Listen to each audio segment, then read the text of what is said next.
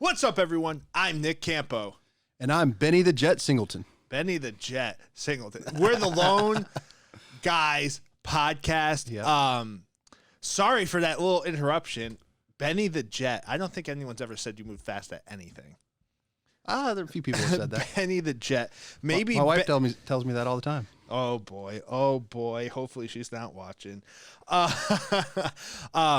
So Ben, we're back. We're with another episode. I think this is episode 4.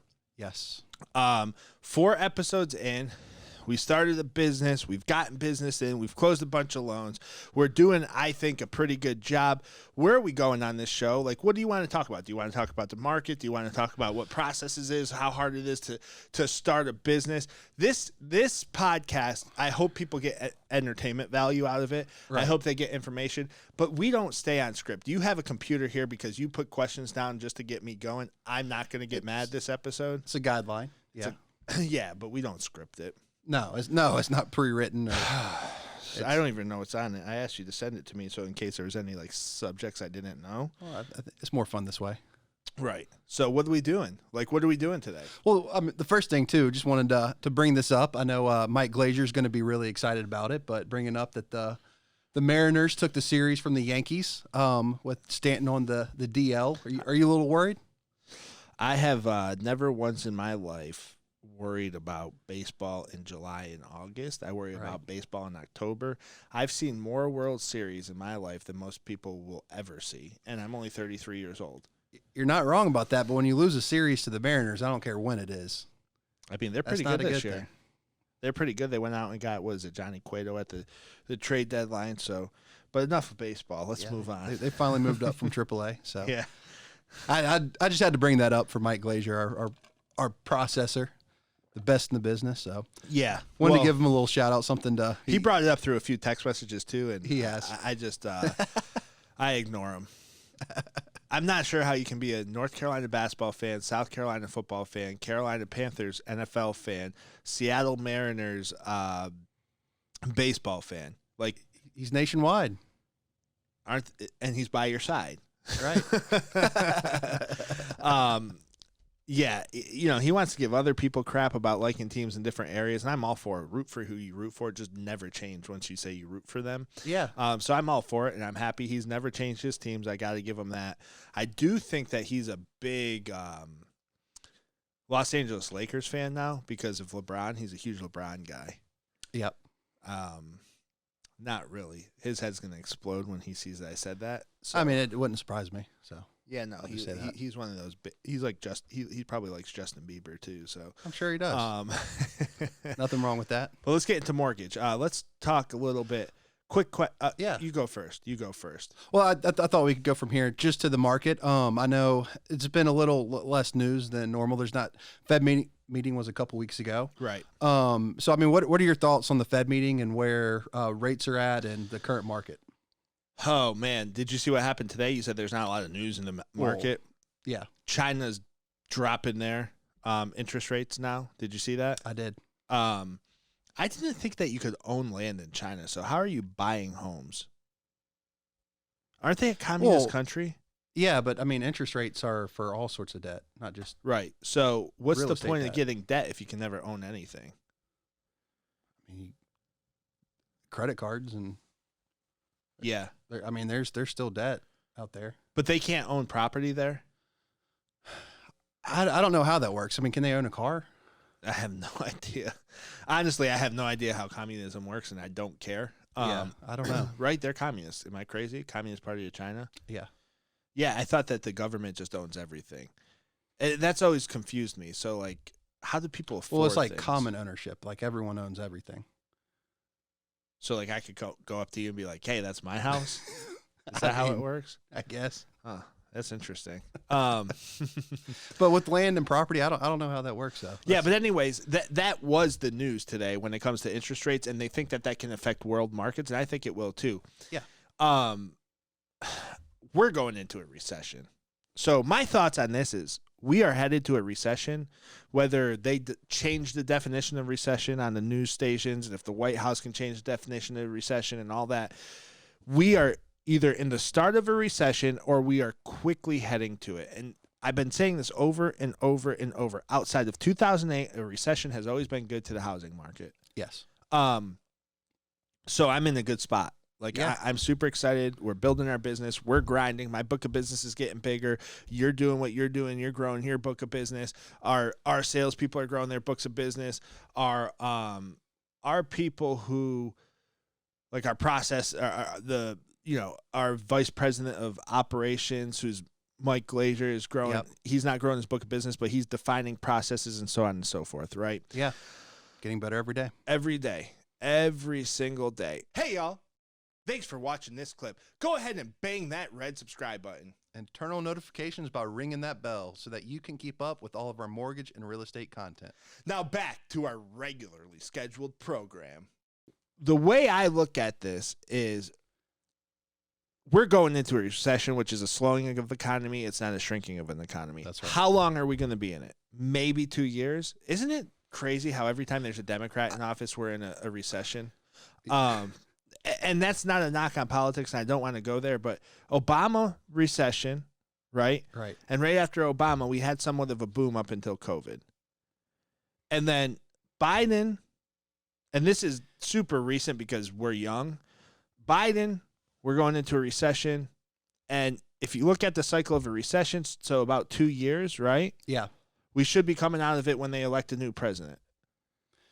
Probably so, if not a little before. Right. I keep looking back at the Fed's announcement of what they said Q4 of 2023 About when they're lowering looking interest. to lower interest rates. Yeah, but that's I keep usually se- opposite, isn't it? But I feel like there's a reason for that, because I feel like they think at that point inflation is going to be under control, and then that's going to bring the economy back to more spending and get us out of a recession and moving forward. But usually in a recession, that's when you drop the interest rates Right, but you got to look at why we're in the recession. because we printed way too much money. Exactly, it's inflation, so we have to get out of the Yeah, but see, this is where I disagree with hiking the interest rates. I don't think that slowing the housing market is going to bring us out of inflation.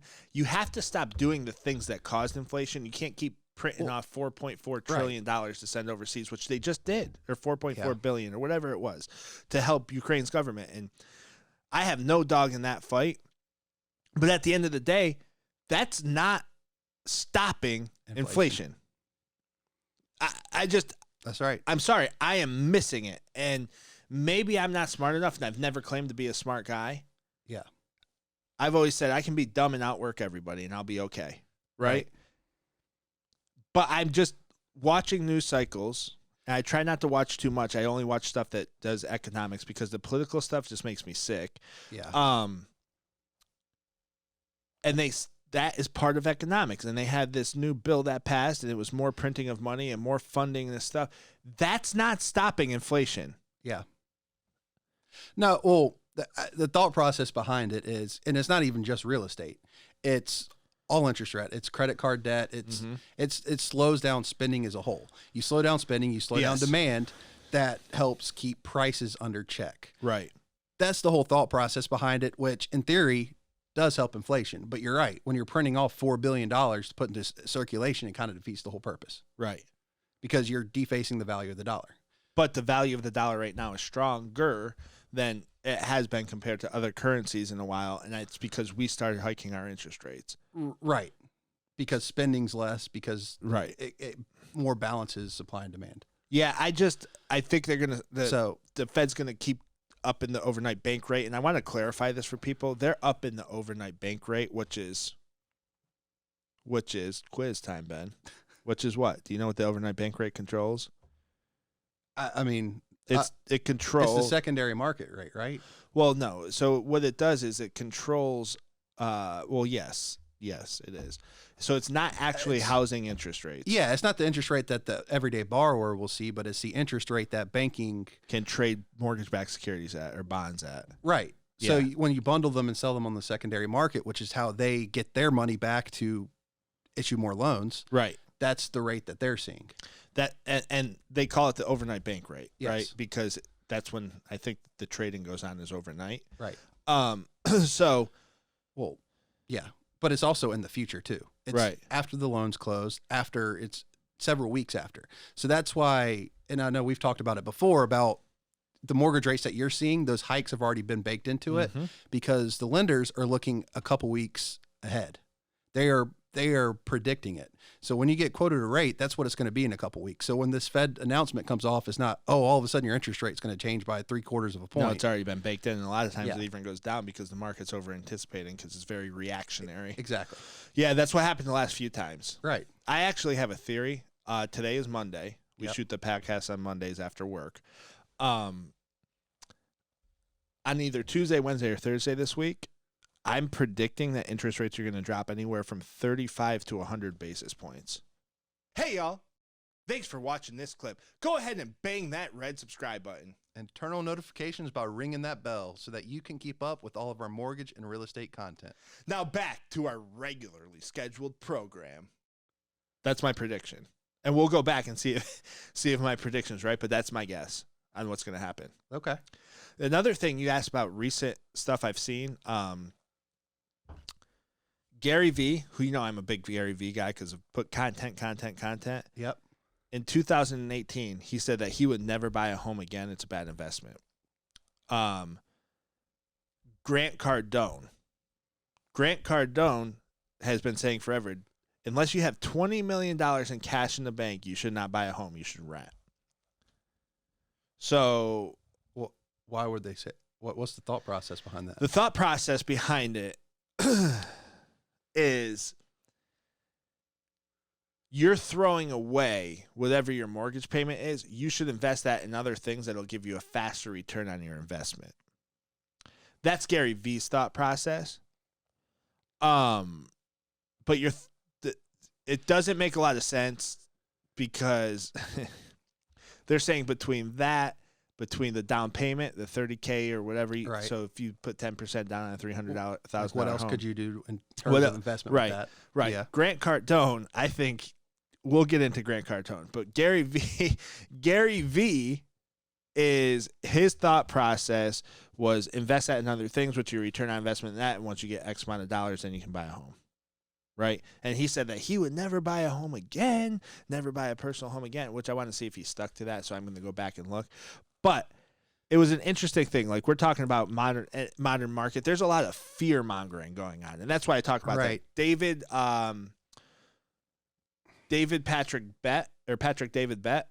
Yeah. You know who I'm talking about? Started a big insurance company. He has a YouTube channel now. Very, very smart, intelligent guy. He's claiming the housing market is going to crash. And I respond to his stuff on LinkedIn like, oh, it just can't go. It just can't go. It just can't go. I'm wondering why all these big personalities are fear-mongering. They don't know any more than me and you. Actually, when it comes to housing, they know less than us. Right. We're more intelligent when it comes to mortgage. We're more intelligent when it comes to the real estate market. They might be more intelligent in overall growing a business because their businesses are huge. Grant Cardone, Patrick David Bett,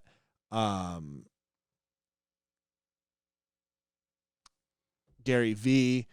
And then you look at all the news stations, and it's fear-mongering. And since we started this podcast almost 2 months ago now, all we see is fear-mongering. Yeah. So I did this thing, and I posted it on our Facebook, on all of our social media. And if you were active and had a presence on social media, you would have seen it. But it's this picture, and it's of Grant Cardone. It says, you should never buy a home, must watch. And I put a laughing, crying face, and this is my personal, as well as I put it on our business pages. Right. Grant Cardone has repeated for years, you should not purchase a home unless you have $20 million in the bank. The first time I heard him say this was 2016. Let's do what we do here at NBI Financial Group best and look at the numbers. We'll compare 2016, if you didn't take his advice and you bought a home, to 2022. In 2016, a $300,000 purchase, 10% down payment is a $30,000 investment. That's with 10%. You could go less in 2016 if you wanted to, but a 10% down payment was a $30,000 investment. In 2022, that same $300,000 house is worth $516,000 or a 720% return on your money in 6 years, which is $216,000 in just appreciation. So I put a little fire emoji. I said, never listen to Grant Cardone. Dude, he's been saying this shit for years. Yeah. It makes no sense to me. I just I don't understand how somebody who has his platform can say something along those lines when real estate is the working man's investment. I would say especially right now. Why right now, Ben? Because, I mean, you look at the housing market numbers in terms of, especially in terms of new builds.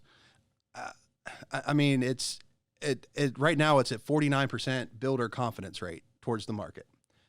That is meaning less than half of the builders are confident about their current business. Right. That is the lowest it's been since 2014. There aren't many houses being built right now. Yeah. That we're already in an inventory shortage, and builders are nervous about the future of their business. Why? Well, for several reasons. One, I mean, there's still a shortage of lumber, of materials. But lumber prices have come down a little bit. Right, they have. But the biggest thing too that I've seen, because it's tanked over the last couple months. The biggest thing that I've seen is that the higher interest rates are hurting builders more than normal sales. Why? I mean, just because of payments. So people affordability. Oh yeah, so it costs a little bit more to build a new house than buy an older house. Right. So if you build a new house, because everything's brand new. Everything's brand new. The pricing is, on average, I think it's 19% higher in cost. So you do the math, right? Yeah. Or you can buy one that's a few years old and it's 19% less. So people are going to go and buy those. But it also doesn't help that, so we don't have those houses on market. We also don't have a lot of pre-existing homes being put to market. We're way below what the inventory needs to be. We are. And we have guys like Grant Cardone and Gary Vee and Patrick David Bett talking about how, oh, no, don't buy a house. Don't buy a house. Do you think that maybe, let me ask you, do you think that maybe, I do not think that Gary Vee falls into this category, but do you think that maybe Grant Cardone, who's a real estate person, is trying to influence markets just a little bit so he can maybe snatch up some more real estate and then rent it back to you, the working guy? Right. For more money? Right. I mean, vacancy rates, we've talked about this before, but vacancy rates are staying low at 5.25% right now. Do you think that that's still historically low? But that also means higher rent prices. To your point, like less inventory, more demand, and it doesn't matter if it's buying a house or if it's renting a property. Exactly. So here's the other piece: if you purchased a home on a 30-year fixed rate, 15-year fixed rate, you are in control of what your payment is going to be. It's a fixed rate, right? Yes. So you have a fixed payment for the life of that loan. It is. And the longer it goes, the more principal you are building back. Right. So you have somebody who now, so let's just say we took Grant Cardone's advice, which I'll never do, ever. Right. Maybe I'll take some of it because he's been pretty successful in business. I'm not a fan of his though. I think he thinks he's a lot smarter than he is. He's created a lot of publicity for himself. He's done a lot of things in investments and things of that nature, and he's taken risk and he's won on his risk, so good for him. I respect what he's done from a business standpoint, but I have a hard time when anyone's telling the general public, don't buy a home, because you control 30-year fixed interest rate, right? You could do 3% down if you wanted to. You get into your home. You're building appreciation, and you're building appreciation almost instantly. And we look at these numbers every single day. A $300,000 home will cost you $312,000 in 6 months. Right. Not every market is like that, but every market is semi like that, right? There is a cost of waiting. There's a cost of waiting analysis that we do for you too. We do. But there's a cost of waiting. So with that cost of waiting, you have to figure out, is it worth it? Do I want to pay $12,000 more for the same thing in 6 months? Or there's the other option. Grant Cardone says, go and rent your property. Okay, great. I'll go and rent my property. So you go and rent your property, 30-year fixed. You know what your payment's going to be every single month. Let's just call it $1,500. Yep. You rent your house for $1,500. Your lease comes up in 12 months. 5% hike. 5% hike. On average, 22% hike if you went from 21 to 22. Yes. And with this shortage, you think that it's going to stay at a 5% hike? No. It's going to be 15%? What's it going to be? So you're going to be paying out what? what's that? An extra 150 bucks, 200 bucks. So now this $1,500, this is purchased. This is if you rent. This is now 1,700 bucks in year 2. This is 1,500 bucks. But here's the other piece. This is 1,700 bucks, and there's no way to ever get any portion of your money out or back. You can't cash this out. You haven't built equity. You can't sell it and get money in your pocket. Yep. So when times get tough, if things got real bad and you had to consolidate and have cash, you can't do it here when you're renting. But over here, year 2 comes around, you had, say, 8% appreciation. You paid down some principal. Okay, awesome. What's that mean for me? That means if things got bad, I could sell. Or if things got bad, depending on what my equity is, I could cash out and take that money and have it in my pocket for rainy day, whatever. Or take a HELOC. Take a HELOC, have access to it. You have options if you need it. You have options if you need it. Not saying I'm a proponent of all of those, but I'm a proponent of owning my home. Yeah. My primary residence. And having financial flexibility. Financial flexibility.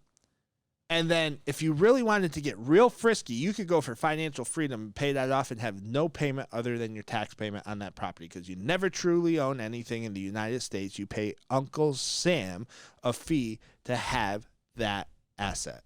Yeah. Why would Grant Cardone say don't buy a house unless you have $20 million in the bank? Don't ask me. There has to be another motive, right? Why are these big personalities coming out and bashing, fear-mongering, and doing this? And this does tie into the modern-day market, to today's market, because everybody's watching YouTube, and this is where their channels are, is their YouTube channels. Everybody's watching podcasts. This is what they are, podcasts. I don't believe in controlling speech, but I do believe in putting factual information out there. Right. And it kind of ties into what you're seeing with like Blackstone and places like that going up and sweeping up and buying all these properties en masse to rent them out. And you were just talking about, if you buy a home, you have a fixed payment for 30 years. I mean, if you do what, and you can even lower it because you could refinance it into a lesser of a rate. Right. And that payment will go down. But normally the payment doesn't go up. Right. So, but saying that, unless you have an ARM, which is an adjustable rate mortgage, and then possibly after 5 years, 7 years, or 10 years, the payment could go up, but there is a cap to it, so there's a max amount that it'll ever go up. But with rent, there's no cap in how much they can raise your rent. They can raise the rent as much as they want because they own that asset. Correct. But if you own the property as an investment property, your payment is still fixed. But guess what? Your return, the money coming in from those rent payments, it goes up, are going up each year. That's called generating additional cash flow. Yes. And not only that, if you look at it, like when you're paying off, what amortization is what it's called. When you're paying off your mortgage at first, because you're paying the set percent of interest over the current balance of the loan. At first, that's a pretty high amount. At the end, after the balance is paid down, you're paying hardly any interest, meaning, but your payment is the exact same, meaning you are building up more and more principal, more and more equity. Yep. The longer you have that mortgage. So not only are you getting more income from rents, but you are building up more equity just from that standard payment. Right. I mean, it's such a brilliant, I don't understand how you can say owning a home is bad. It's not. And I would encourage everybody, buy a primary residence and then start investing in properties right away. Right. Like, to me, that cash flow just shows the difference. It's more secure than the 401k to me. Yeah. I mean, I'd agree. And we're not financial advisors by any means. This is a podcast for entertainment value. But I will say this. I am a mortgage expert. I have my mortgage license. You're a mortgage expert. You have your mortgage license. We are licensed in North and South Carolina. And if you're a client of mine and you come to me and you say, hey, Nick, would you invest in real estate? Yes. Absolutely. Actually, I took out of my 401k to buy a rental property. Yeah. I mean, I always say diversifying is great. So I'm not saying that cashing out your 401k to do that is for everyone. It's not. But at the same time, like both of us, at least for our personal decisions, what we would do for us is invest in real estate first. 100%. So it's more secure to me long term. It is. Because I have heard story after story after story after story recently, Like recently, the market's gone down just a bit, right? Yeah. 58 years old doesn't have enough time for the market to regain because it will come back even with the 401ks. Doesn't have enough time for the market to regain what they need to regain in order to have what they thought they were going to have in retirement because stock market's down, 401ks down, so on and so forth. Yeah. You want to know what's not down? What? Real estate. Yeah. There's been times where real estate's dipped 10%. When have you, 2008 was outlier, but when have you seen in the history, if you zoomed out, 40%, 50% dips in real estate? You haven't. No. 2008 was the biggest. I think the stock market's down like 30% over the last 2 years. Yeah. I mean, don't quote me on that. Don't quote me on those numbers. It was up for 2 years, it was up a bunch, and then it went back down. It was up a bunch, but it went down. So if you had that 401k and you were planning on that retirement and it went down that much, you don't see those swings in real estate that big. No, unless there's mass corruption and fraudulent loans like 2008. Right. And even then, it wasn't 30%. It wasn't? No. You sure? Google that. I want to know that. I don't know. I'm pretty sure it wasn't. They make it seem like it got cut in half. No.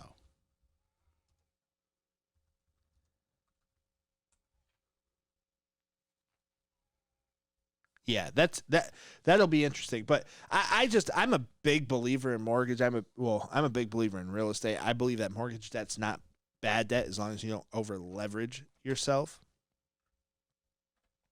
Yes.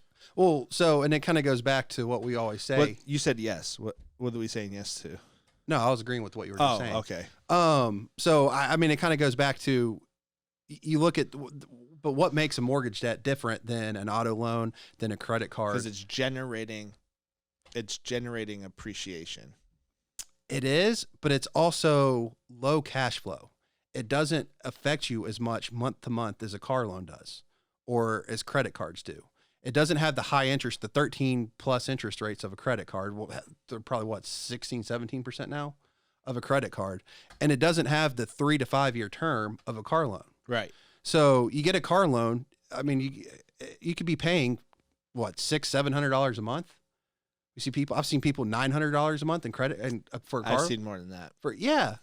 I mean, and this is just for a standard car. That's almost a mortgage payment, because a mortgage payment has a lower interest rate spread over 30 years. Right. So it doesn't affect you month to month. Now, after 30 years, yes, that interest does accumulate, but it doesn't affect you. You have to look at your budget, your monthly cash flow. How does that affect your livelihood? Right. Because guess what? If it's a low cash flow, you can still pay more and get rid of that mortgage earlier. If you do that, like not very many people do that. I think it's like 7% of people ever pay more than their lower interest, their base payment, right? Mortgage payment. But I mean, if you actually look at what you can afford in your monthly budget and actually pay it down and pay off your mortgage in 7-8 years, like that is life changing. Right. You know, it's more life changing. What? Not doing that and buying an investment property. Put that in a separate account. Well, yeah. Buy an investment property, generate cash flow, then do that with 5 to 6 investment properties, pay those down, have them paid in full in 15 years, and you now have 7-8 assets that are cash flowing you $5,000 to $6,000 a month. So if you look at a $1,500 mortgage payment, $6,000 a month, you're positive cash flow an extra $4,500 a month every single month for minimum work, really. So, yeah, I mean, it is life changing. So the fact that you have these big personalities with millions of followers saying not to buy real estate, that's affecting people. There's an agenda there. I don't know what the agenda is. I don't even know if they all know each other. I don't even know if it's the same agenda, but each one of them has an agenda. Right. Yeah, they do. And this is our first video that we did. We talked about our why. It was in terms of educating and helping our clients and just the general public in general. Yes. That sounded weird, but I mean, it's true. That's why we were doing this. And if you actually, that's why we have the podcast. Right. And if you look at how to build wealth, like what is it? 56% of the stock market is owned by the top 1% in the country. I mean, it's such a small club. Like a lot of people have stocks, and other investments, but it's such a small margin to get into there. Where the everyday person can make their fortune is in real estate, because you have the ability, a mortgage tool that'll allow you to spread that over 30 years to get that won't bankrupt you to actually get that investment. 100%. Yeah. We're on the same page. Yeah. I mean, and that's why we do what we do. It's to help people, and a mortgage it is a tool that can change anyone's life by getting them into an investment. 100%. And we become professionals at our craft. We've become very good at what we do. We focus on it. We study it. We try to do everything we can possibly do to be successful at what we do. And it's one, we want to be the best at what we do. But the other thing is we can help more people the better and more efficient we become. And every single week I see us becoming more and more and more efficient. Yeah. And you have to keep challenging the norm, challenging the norm, challenging the norm. The people who do the best in life are the disruptors, the people who disrupt the markets, who disrupt the industries that they're working in. That's who becomes the best. So, yeah, it is. And real quick, I did find that number is 20% from 2007 to 2008. Okay, so 20%, that's nothing. The stock market's down 30, 40% at some points. You look at cryptocurrencies, they swing 50, 60%. Yeah. So that's right. I know it's right. That's why I said it. So I think that's a good bridge, though, what you were talking about to bring up some production that we've done and go over some of the. So let's talk to the people. One of the ways you help people is you get closed quickly. That's right. It cuts stress. It cuts anxiety. It makes the realtor look good. Because realtors are referring most of their business to us. Is that what you were talking about that you were looking at? Yep. So hit me, Ben. How quickly have we gotten loans closed? So this was our first month of business. So we were going over how many loans we closed in month one. This is for people who don't know, this is a lot of loans in month one. Right. So there's 7 loans. Oh, we closed 7 loans in our first month? Yeah. That's pretty good. Right. Yeah. So, and the shorter that you can get that clear to close, like you said, I mean, not only does it make everyone feel good, but there's less that can go wrong. Less that can go wrong, more business that comes in. It's just, you can focus on going out and getting new business instead of trying to clear out an old pipeline. Yep. Yeah. So anyways, hit me. How many days? So 3-day clear to close. Another 3-day clear to close. 2-3 days. Wait, hold on. Was that 2 days? 2 days that two different loans that closed that had clear to close in 3 days. Multiple loans in 3 days. You know what's wild about those loans? What? TRID tells us, federal government tells us, you are not allowed to close these loans, even though you're clear to close after 3 days. We actually had to wait 7 days. And then when we closed day 8, because they preferred to. And closed day 8. Yeah. So still less than 10 days, pretty good. Yep, it is. Damn. Huh. We might know what we're doing. Yeah. Well, and then here's a 14-day clear to close. Oh, man. That one kind of screwed us up a little bit. Yep. Then there's a 7-day clear to close. Not bad. Another 7-day clear to close. Not bad. A 16-day clear to close. That's okay. And a 15-day clear to close. Dang. So we're trending in the wrong direction. Oh, that wasn't in order of any time. That was just. I understand. But still, that is very good. That's kudos to our operations team. Kudos to you because you are our operations team as well. The most recent one we closed was the 3-day. Yeah. Uland. Yes. Ooh. But yeah, so anyways, yeah, that one was good. Here's the deal. And this was the vision I had when we were making this. We're going to do everything up front. We're mortgage brokers. We shop a multitude of lenders, but it doesn't matter what lenders you go to. If you know the guidelines better than they do and you submit all the documents up front, you look for everything that could possibly go wrong, the only thing you should be waiting on appraisal, title, maybe HOI. And maybe a payoff for a refinance. Maybe, yeah. But who does refinances? This is a purchase market, baby. There's a few that I know that do refinances. We won't get into them today. Yeah. No, but I mean, we were just talking about, I mean, it is a point to bring up because we were just talking about how a mortgage payment spread over 30 years is better than any credit card or auto loan. So debt consolidation still is It's big, viable for a lot of people. It is. But yeah, that's huge. That's absolutely awesome. I think we're absolutely crushing it. My question to you, do good leaders yell? At the right times. that you have to know when to and when not to. Right. So, I mean, the answer is yes. Good leaders yell, but it's not all the time. It is strategic. Exactly. You took the words right out of my mouth. I agree with you, Benny. Benny the Jet. No, but and look, the only reason that we're reading this off is because what we're doing, we are trying to revolutionize the mortgage industry. We want to take the stress out. This is the biggest transaction of most people's lives. Imagine if every person who came to us as soon as they got under contract, they were clear to close in 3 to 5 days. Right. There's no questions. Yes. And I mean, so think about it's not this. perfect. I mean, No, it's not perfect. And we have a couple that are going to be like 20 days this month. Yeah. But there was some stuff that popped up on them, unforeseen stuff that clients didn't tell us about, or stuff that realtors didn't tell us about. Title taken forever. Title taken forever, because that's what happens here. But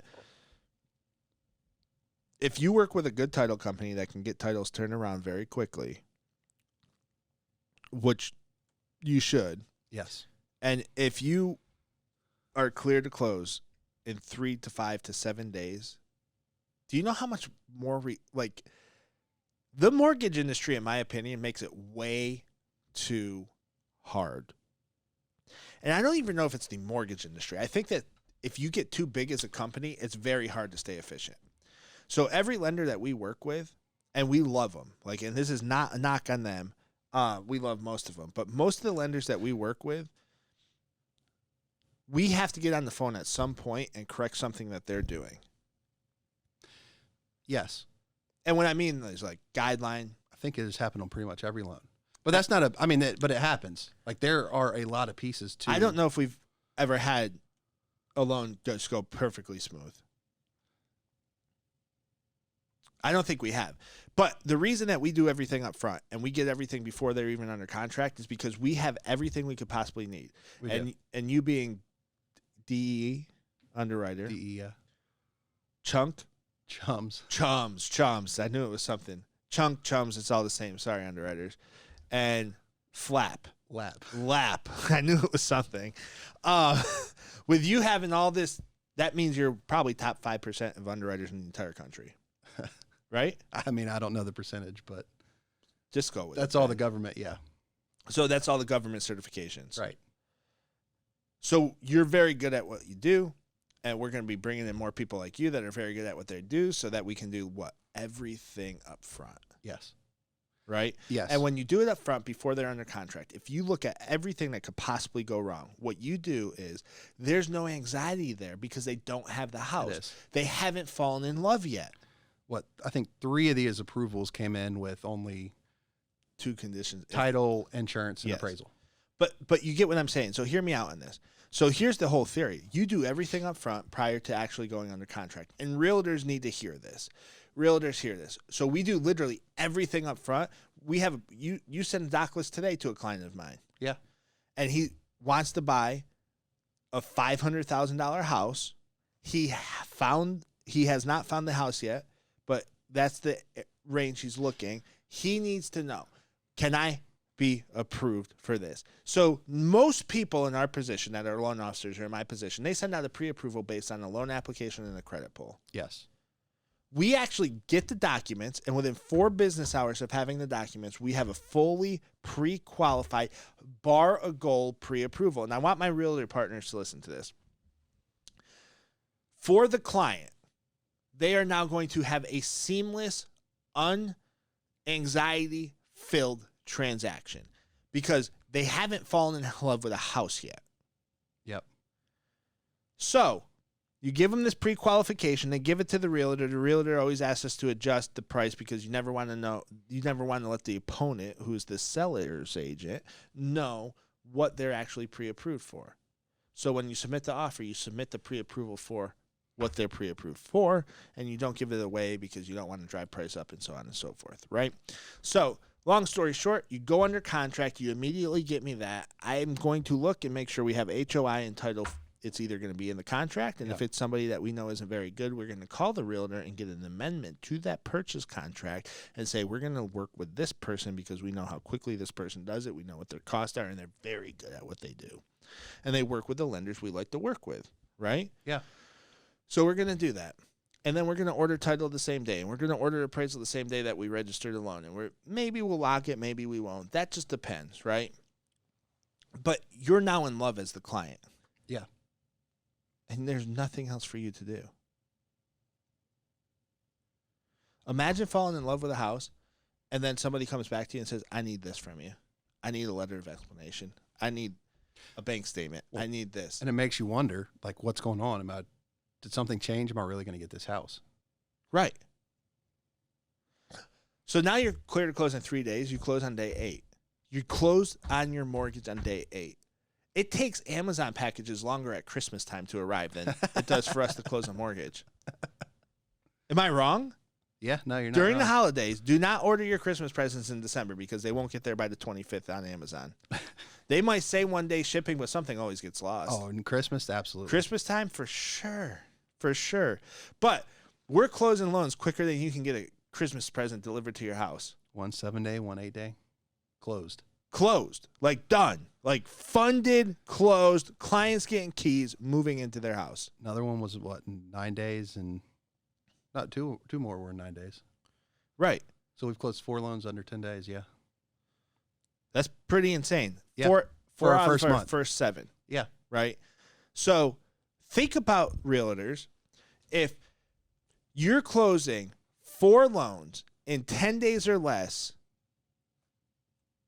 that's 4 clients who are like, wow, that was easy. Yeah. So what do you think's going to happen? They're going to tell their friends, not just about us. But about the realtor. Oh, yeah. Jane told me to go with this person, and this person's great, and she's awesome too. We found their house, and we were closed in 8 days. They're going to be like, what? Wells Fargo told me it takes 60. What? Bank of America takes 45. Don't do a jumbo loan, 75 days, folks. We're about to close a jumbo loan this month in 15 days. Yeah. Isn't it crazy? We need to. It's crazy. Both appraisals were ordered today. Right. So tell me, why wouldn't you do business with us? Oh, and on top of it, right? So you have a smooth and seamless transaction. Your interest rate is going to be almost a full percentage point better than if you went to a retail lender, and your closing costs are going to be less. Sign me up. Sign me up. I just don't understand why you wouldn't do business with us. There's a realtor in this neighborhood that I have that I have a good relationship with. She sends all her business to her friend. Her friend quoted her on her personal house 6.5% interest rate. She called me, gave me all the details. 4.875%. She's like, how do you get this so much better than my friend? Because that's not truly your friend. Your friend should not be doing that to you.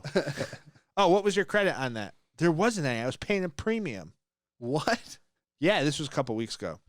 And I said, oh, well, with us, you get a $500 credit towards closing costs. So, boop, boop, back up the Brinks truck.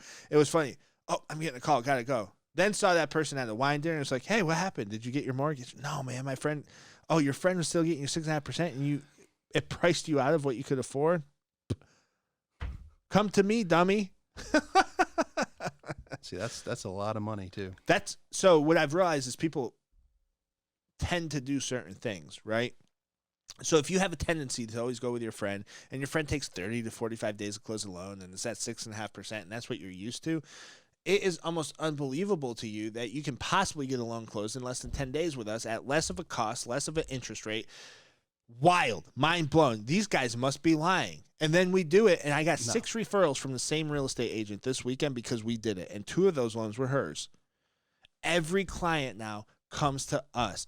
Every client gets pre-approved with us. We don't miss a beat. And it's when I say pre-approval, we have credit, we have pre-qualification, bar of gold. It's not going to fall through, 100% pull-through rate. Do you realize that? I think I'm more proud of the fact that we have a 100% pull-through rate.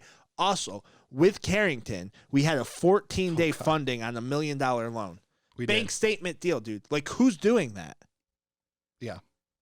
That was a little bit painful, but who's doing that? No, but seriously. So you said, that was all hands on deck to get that done. You didn't mention that, and That was in there? Yeah. Oh, okay. Yeah, that was all hands on deck. It got done. $1 million deal done. We're the only people in the Carolinas who could have closed that deal. I don't give a damn what anybody says. Don't even talk because we're the only people that could do it. That was the 14-day clear to close. 14 days clear to close, got docs out same day, and funded that bad boy. We were clearing conditions the morning of. But listen, we weren't clearing conditions the morning of because of anything that we did or anything the realtor did or anything the lender did. We were clearing conditions because there was some undisclosed stuff on an application. Right. I'm telling you, if they go to anybody else, that deal does not get done. No way. Nobody else in this. I think that I am confident to say nobody else in the country closes that deal. That is one of the toughest loans. I shouldn't say toughest, but that is one of to close that in 14 days is impressive from someone who was been in the industry for 11 years. Yes. And shout out to the client too because Absolutely. when we said, hey, you either need to do this or you're not, like, you got to respond. He came through with every single document. Dude, we were on the phone 10:30 at night and there were some heated exchanges there. There were. Because things came up through title, things like that he or she may have known about that weren't disclosed to us, that there's a specific question on our loan application for, and it wasn't disclosed to us, right? Yeah. And it came up. And it happens. Maybe they forgot about it. I'm going to give them benefit of the doubt. They forgot about it, but it came up. There is not another mortgage broker, mortgage lender, retail lender, bank, that maybe even hard money person that will close that deal. And we got it done. And shout out to Carrington for getting it done. Alan Sachs is a great AE. So if anybody wants a good AE, go to Alan Sachs at Carrington. Yeah. He will have your back. Like, that's the type of guy you want to bring into it. Like, if you're walking through New York City after a Yankee game in the Bronx and you have to go down a dark alley, you want Alan Sachs with you because he's not going to give up. Yeah. He might not win. You might not win, but he ain't going to give up. So shout out. Big shout out to Carrington for that one. Big shout out to Alan Sachs. Like that. That's the reason we have a 100% pull through rate. I'm more proud of that 100% pull through rate, right, than I am the 10 days to close. There's a saying: it takes a village to close a loan. No, it doesn't. I disagree with that. There is. I mean, but there's a lot of people that work on it, from us to the lender. Yes. I think that we make it overcomplicated. This is where we're going to revolutionize the industry. Yeah. I think it's made so overcomplicated. Like, if you just gave a person a loan and figured out how much each person can handle and taught them the process start to finish, I think you would be more successful as a lender than having 18 different hands touch different parts of this assembly line. Quicken/Rocket revolutionized the whole assembly line model. Yeah. And then UWM went to it, and they do decent at it until you get to closing. What? Nothing. Am I not supposed to call out our lending partners? Let's look at this as positive feedback. I called out Caliber, which we have loans with right now. I called out QL Rocket, who taught me everything about the mortgage industry. I've called out. No, that's the retail lender. I'm not going to say their name. We're past that. We're leaving it in the past. Only positive energy going forward. But I'm not saying this to be critical of other lenders, of any lenders. We're not a lender. We partner with lenders. They are our business partners of ours. And what I'm saying is there's certain things that different lenders do differently, and you better learn them and really learn how to do them. But there's certain things that lenders do differently that they think are really good. But if the tiniest thing goes wrong, they aren't very good. Not flexible, right? And, speaking of the shouting out of the feedback for the Rocket mortgages or the Calibers or any of those lenders that we mentioned last episode, I want to say shout out to every single person who reached out to me. Like, there was a lot of big time people, like the big time I look up to them in the mortgage industry that reached out to me on that one. I loved it. And I loved the conversations that were had. And I'm not going to say any names. But it brought up a good point. What is the difference? And let me ask this question. And this is one of the questions that I had that resonated with me. Yeah. What is the difference between somebody who is marketing for mortgage business and somebody who takes your business in and then sells it immediately to a different servicer? And I forgot about this, but there's a lender, and we did the mortgage with them, and they're probably going to sell that mortgage off They kind of have to if you've looked at their I know earnings what you mean. reports. So now that servicing company is going to be calling to try to refi our borrower, Yeah. our client.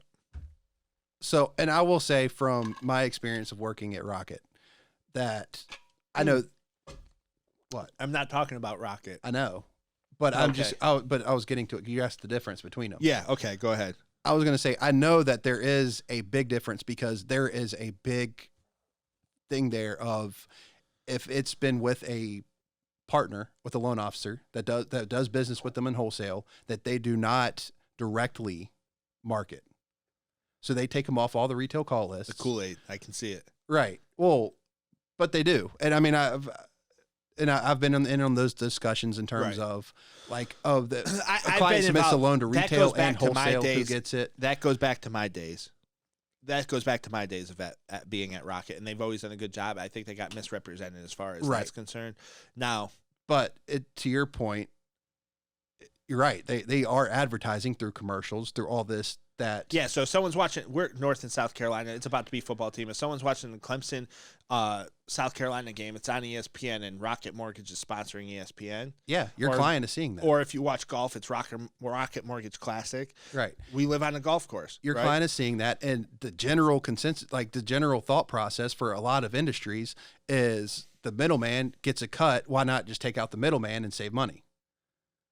But you're not saving money. Right. That is not how the wholesale mortgage broker industry works. So it's a completely different market. And so let's get this for people who don't know a lot about mortgage, right? Because there's this wholesale market in housing, and it's completely different than what we're talking about. Yes. So the broker channel, meaning mortgage broker, our channel of business in mortgage, it's its own channel, is called the wholesale mortgage. They call it wholesale. It's not actually wholesale. Yeah. Well, I guess it technically is because you're getting it at a reduced cost because you're shopping a multitude of lenders. So in concept, they call it wholesale because it's the same as if you went directly to the wholesaler. Instead, like to get the wholesale prices, you actually have to go through a mortgage broker. To retail, think about it like if you're shopping for groceries. If you go to your retail grocery store, you're going to pay more than if you went directly to the farm. Yeah. Right? But the only way to get to the farm in this instance is to go through a mortgage broker. Yes. Pretty much. Right. So is that not a good analogy? It's two separate markets. You don't like the analogy. No, I mean, it's as good as anything I could think of. But right. I mean, it essentially is two separate markets. I mean, they have different pricing changes. The pricing changes differ when they look at it. I mean, they charge an extra 1 point on the back, so you're getting hit with an extra percentage point because they're allowed to do that. So they charge you up front and on the back. They charge more fees. How many mortgage brokers have a processing fee? Not a very ton. Many, unless you use the third party processor. But a lot don't because that takes away from our flexibility. Yep. So there's like those nickel and diming fees that you go to a retail lender or a bank, and if I compared LE side by side, you'd be like, what is that? What is that? What is that? And I'd be like, oh, that's them nickeling and diming you. Yeah. They have to pay for those big buildings that they're in somehow. What? They do. No, you're not wrong. And they aren't paying for it. You're paying for it, Ben. You're not wrong. I know. I don't say things that are wrong normally. But that's what I'm getting at. So let's get back to the discussion we were having because I think it's a great conversation, and it's something that I forgot about last time. And shout out to my people who reached out to me. All of them are mentors to me in this industry, and I appreciate them reaching out and pointing this out. There isn't much of a difference. I think there is a difference. That's what I mean. So I was talking is negatively about marketing against me. Right. And that's definitely a valid point. But I'm saying having it's your also negative. See a commercial is not even close to the impact of having the servicer for them actively calling them, trying to refinance them. Right. Because they want to keep that in their portfolio because they don't buy those portfolios to lose money. Yes. So there's a certain lender that I will not send business to right now. Yes, I know who. No, you don't. You don't know who. I haven't even priced a loan with him. That certain the one that you're thinking of, they're not selling their portfolio. Okay. There is one that I actually commented and made a comment on about how I liked them because they only had a wholesale channel. Come to find out, they're selling their servicing because they're losing money hand over fist. I think I do know who you're talking about then. That is who I was thinking. I won't even price a loan there because here's the thing. That is way worse because now you're taking my client, you're packaging them, and you're selling my client. You might as well just take my information and sell my information on the secondary market. Right. And it's not just the servicing because they're still going to take care of your client, but it's the fact that they are going to actively solicit my client. Yes. And they are bigger and they have more means and they have more people that don't understand that every time that happens and that person refis with you, instead of coming back to it hurts my local community, it hurts my family, it takes food off of my table. Like this is how we support our families. Not to mention, like when we have a client, they're our client for life. Like we have a plan for them. We want to work with them. And if they are being actively solicited to go elsewhere, how does that interrupt that plan? It kills the plan because I won't work with them anymore. Yeah. You won't work with me. Yep. Like if you leave me after I've done, and we do a lot of upfront work, total cost analysis, cost of waiting. Today I did a buying points analysis.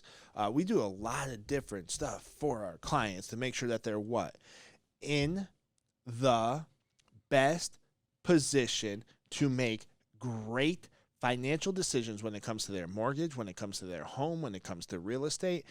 Those big shops aren't doing that. They just aren't. It's few and far between that do that type of thing.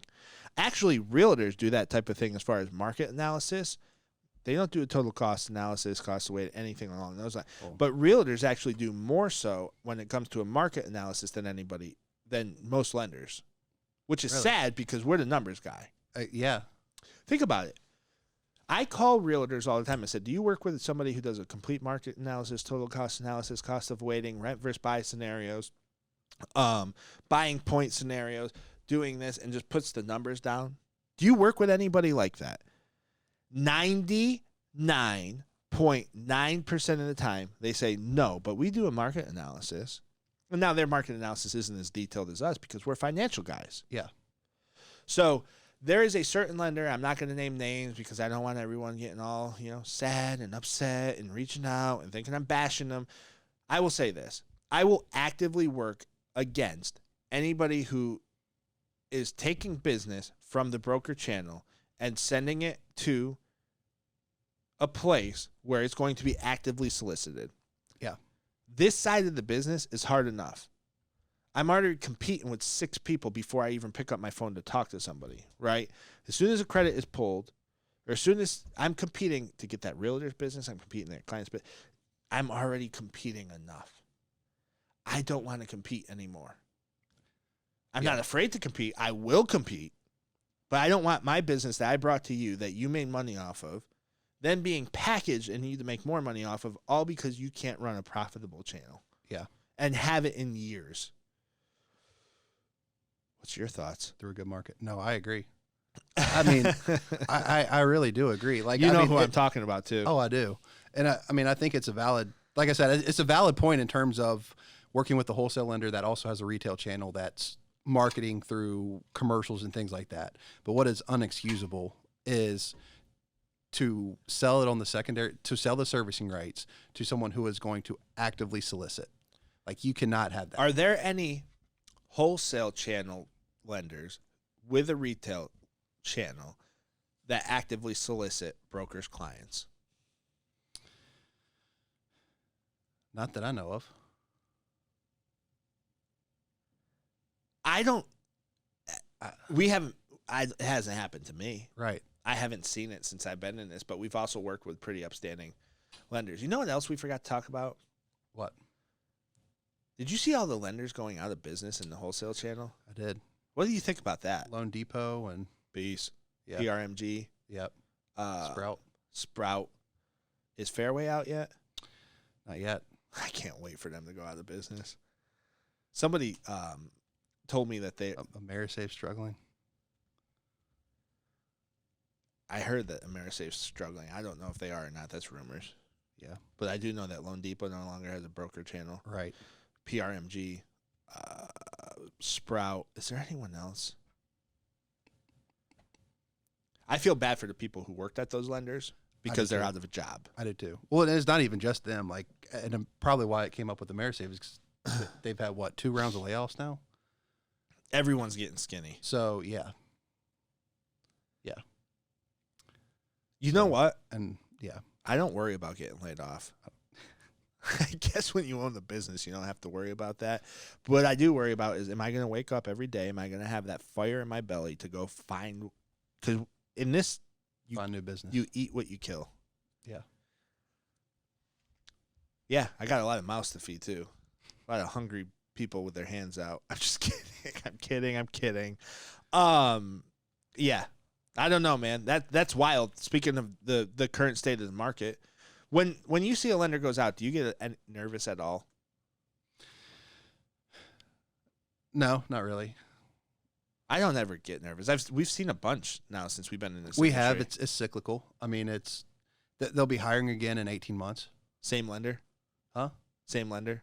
I mean, it may change a little bit, but do you think Loan Depot ends up opening back up or no? I don't know. That's wild to me. I would think not, because they've had a few quarters in a row where they've posted some pretty big losses.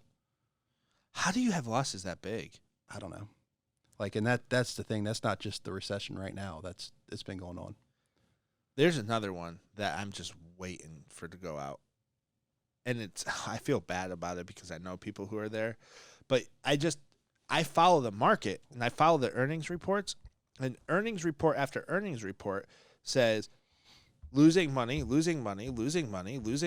you lost money during the best time ever to be in the mortgage industry. Yeah. So how the hell are you going to stay in business if you couldn't make money from 2020 through 2020, 2021, and then even into the beginning? Everyone was making money. The worst people I've ever seen in mortgage made $100,000. Yeah. Like, I'm talking about the worst salespeople I've ever seen in my life. They just got into mortgage and made $100,000. And what's happening right now is you're seeing everyone's getting skinny, but the cream is rising to the crop, and they're getting better because you're having to work harder and differently for that same business. And you actually have to be better to win the business. This is what I like about this industry is the best will stay in the industry. The ones that weren't great at it and were in it, I call them the wolves of Wall Street, right? They were selling insurance last week. They're selling mortgages this week. Next week, they're going to be selling used cars. The week after that, it's going to be bicycles. Then it's going to be life insurance. And then it's going to be the wolves of Wall Street. And I say that based off the movie. And that's actually a knock at Strong Island. And I'm from New York, so I can kind of say this. Long Island has that reputation. They all have their Series 7. They all have this. They all have that. They all can sell. They have their licenses. And they sell whatever it is that is booming at that time. Yep. And they never become the expert. They're just good at talking. Yeah. So those people are getting out. Peace. Bye. See ya. Because I think they give our industry a bad reputation. Now, it's sad to see people lose their jobs. Yeah. It is. Oh, it definitely is. You hate to see it. Especially, I mean, we've been in the industry for 10, 11 years. Like, we know people everywhere. Oh, yeah. I hate seeing good people lose their jobs. Yeah. Now, the ones who are in it just to make a quick buck and get out, see ya. Bye. Don't come back. Yeah. I mean, is that bad of me to say? No. Because, I mean, like you said, they'll just move on to the next thing. Right. It's not. Right. They're on to the next. Right. Probably flipping boats or something. Ben, we're getting close to finishing. What's up? What's next? We are. So I had a game I was going to play, but do we have enough time? Yes. Okay. So it's a mortgage and real estate myth or fact. Oh God, here we go. Just a few questions. See what you have to say about it. So a lot of these are pretty easy, but just more of clarification out there for people who may want to know. You should never refinance into a higher interest rate. False fact. Myth or fact? Myth. False fact? What? It's false. Do you have to think about it? No, it's true. Like, you should refinance into a higher interest rate in certain instances. Right. We talked about it before in terms of the debt consolidation. Right. Yeah. You and your stupid games. What's next? Pre-qualification and pre-approval are two completely different things. True. That is so true. The ones who don't know what they're doing, they send out pre-approvals based on the application. A pre-qualification, you've actually underwritten the file. It's a bar of gold. NBI Financial Group does it, which is why had 5 loans close in less than a week. And all of them close. 100% close rate. 100% application to funding. Right. Or not application to funding. 100% pre-qualification to funding. Most lenders just do a pre-approval, which is taking the application and pulling credit. All right, next. And that's it. Come on, dude. Here. Mortgage interest rates are determined by many factors and will not remain constant. What is this, a high school exam? No, they won't remain constant. Okay, so I guess we're trying to educate all the people who've never. That's right. I feel like the masses. I feel like I'm. What are you, Alex Trebek? Is this Jeopardy? Like, what in the hell? Here's the deal. No, interest rates are never going to just stay the same. They are inflationary. They are deflationary. They are, Grant Cardone telling people not to buy houses. They're emotional. They never stay the same. Okay. God, man, I was getting so annoyed with that question. I couldn't even think of a thought to say that sounded smart. But I've never claimed to be smart. I just outwork people. So I'll just ask one more question. I think this is a pretty good one, though. Ask more. Go on. So an FHA loan is better than a conventional loan. I think it depends on the situation. Right. But FHA is the new subprime. Yes, it's much easier. But it's backed by insurance. But it is. I think it just depends on the situation. It does, but FHA has such a negative connotation. Really? Yes, a lot of people and that's why you put it. I mean, look at because of the appraisal. Yes, it's because of the appraisal. Right, but you look at it. I mean, when you're putting an offer on a house, I mean, you're right. The appraisal is part of it, but it's also easier to qualify. I mean, you have a lower interest rate, which means higher affordability. Mm-hmm. I mean, is an FHA loan really that bad? Yes. If the appraisal comes back and tells you have to do all these things and the seller's not willing to do it and the deal falls through and it blows up, yeah, absolutely. If to every realtor out there, FHA is a weaker offer. Not that it should be, but it is. Yeah. Now, when it comes with a ribbon-backed guarantee and the mortgage lender, or broker, I should say in this instance, Nick Campo writing a nice letter talking about how strong this borrower is, it's worth it. And then you close in 12 days. Right. That's happened. Right. So and ribbon, just for people who don't know, is a guarantee. It's a guarantee. The client pays a fee for it, but they write a letter saying if the financing falls through for whatever reason, we guarantee we're going to buy it, and then the client pays a higher fee to buy that from them, and so on and so forth. It's interesting how that works. It's a good thing to have, especially during the last couple of years when there's multiple offers on the property. If you back it with a ribbon guarantee, you're A-OK. Next question. Hit me, Benny. Benny the Jet. All mortgage lenders are the same. False, false, false, false. There's a whole episode of me talking about this. Don't get me into this now because I'm trying to leave the past in the past and have positive energy moving forward.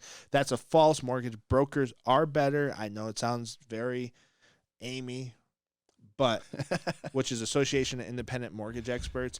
Yes. Brokers are better. But not all brokers are created equal. Yes. So next. We'll do this the last one.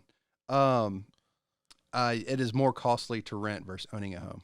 Although we already talked about that this episode. I think it depends. I think that your cost could go up versus owning a home on a fixed rate, but if my AC unit goes out, if I'm renting, I don't have to pay that $10,000 repair, right? True. So I think that you need to look at every situation individually and make the best decision that's for you and your family in that instance, right?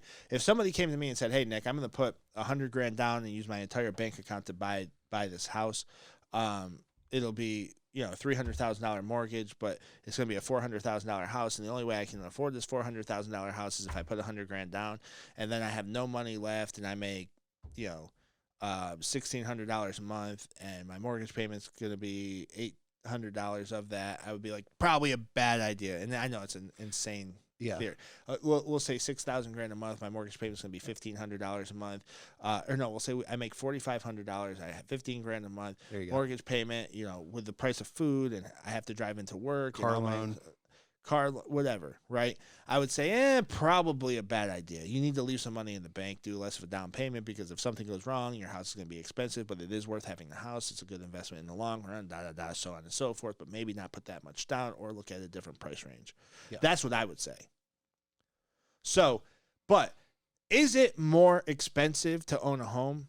You have to keep up with upkeep. There is an expense there. What is it? 1% of whatever the purchase price is? That's the kind of going rate. The rule of thumb. So it depends would be my answer. And I think you tried to do a trick question there, or you didn't think the question all the way through, and I'm smarter than you. No, that was a little bit of a trick question, but it also is, in the long run, I think we both agree that owning a home, you can get more money out of. It doesn't necessarily mean it's less expensive. True. So you just asked a bad question. True. Yep, asked a bad question. That's all I got. Do you have any more questions? No, that's it. Your games are stupid, but they educated people, so appreciate it. All right, people, we're out. Do us a favor. Go to all of our social media pages. Subscribe to them. We're going to keep bringing you this fire content. To all of our realtor partners, we have a big event coming up that we're going to announce. It is November 4th from 1 to 5 p.m.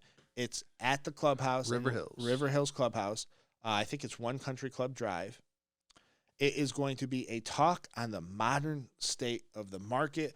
I'm giving the talk. Ben will be there. Yep. Answering questions. We're going to do a town hall afterwards. Food, drinks, raffles, sponsors, everything you can imagine or want in the real estate market. It's going to be fun. So go there. But follow us on our social media. We're NBI Financial Group LLC on all of them. We're on Instagram. We're on Twitter. We're on Facebook. And we're on LinkedIn. Am I missing any? No. YouTube. Go bang that red subscribe button on YouTube. That's right. Follow me personally. I'm Nick _ NBI Financial Group LLC on Instagram. I'm Nicholas Campo on LinkedIn, and you can also find me on Facebook. I will accept friend requests if you look normal. If you look like a freaking weirdo, it's not happening. Ben, can they follow you, or do you want to keep your private life private? No, they can follow me. It's Ben Singleton on Facebook and LinkedIn, and Ben _ NBI Financial Group on Instagram. He got his Instagram name right, folks. He got it right. This is the first time ever on this episode that he didn't have to stutter and think. I am so proud of you, Ben. I wrote it down. Good. That's all you got to do. That's it. We're out. Peace. Thanks for joining.